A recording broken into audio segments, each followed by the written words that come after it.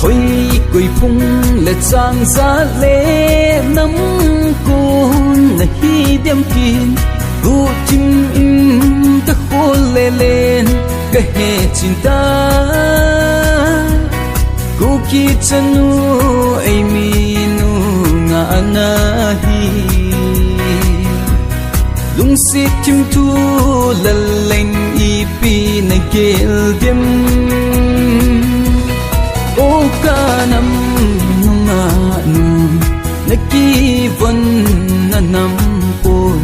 đang qua silung al hay ngày nằm kinh ra lại thăng dinh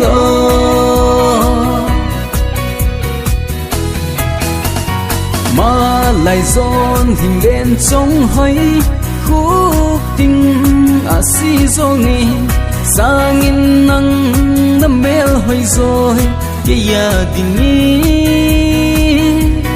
nan nam tang pang kahin pi kalung sina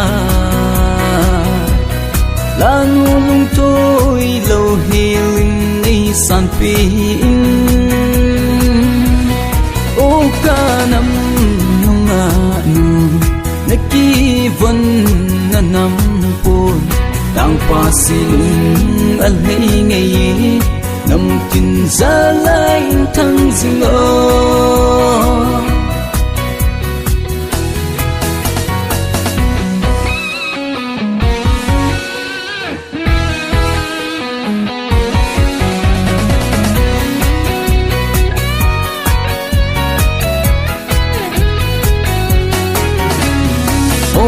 cả năm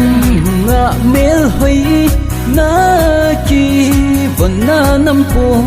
đất rồi hơi nghe mắt lại một tin gian na bằng nghe sinh thấy email hơi tròn chân bề này lệ vô pi la sana bằng bẹp này đinh ô cả năm mà nu